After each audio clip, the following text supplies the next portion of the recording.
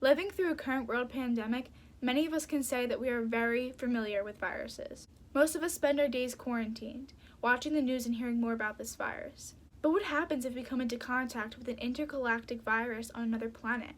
The question becomes, what should our astronauts do to stay safe? In this video, we're going to talk about it.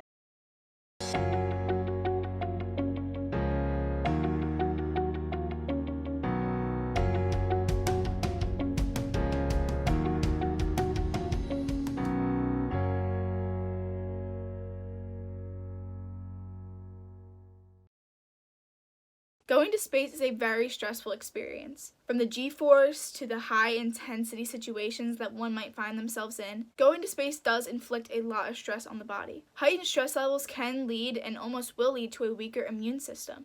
Dormant viruses, or viruses that are part of the body and almost go unnoticed, can be triggered by stress. This can leave the astronauts getting sick with viruses that they didn't even know they might have had. This is why it is important to bring vaccines along. As astronauts do bring vaccines for current dormant viruses, such as different types of herpes. An example of how heightened stress can lead to a weaker immune system can be seen in the 1968 Apollo 7 mission. A common cold spread throughout the crew and had a big impact, something that might not have had such a big impact had it been on Earth. But let's say our crew does come into contact with an intergalactic virus. Would it affect them? What should they do? One thing about viruses is they are almost very specific to the type of host cell that they attach to. Viruses have adapted and mutated to fit certain cells.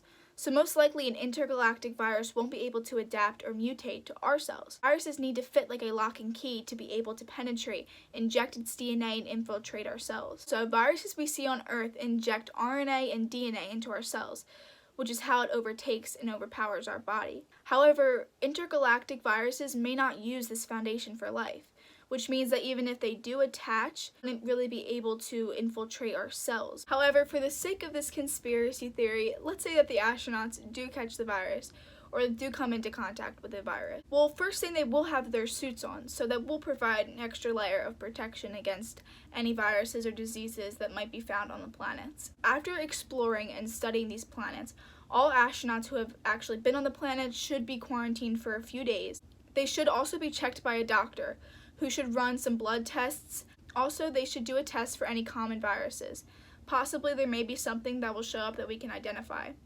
And they should do cultures to try to identify the virus as well. There's an air filter on board.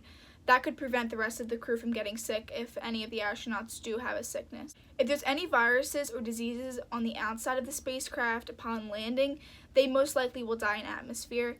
They have no host, so they really can't live.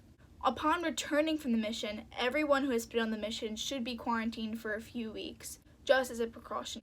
Any and all samples being brought back from Earth should be dealt with extreme caution, should be quarantined, and even when studying, should be studied from afar and not be touched.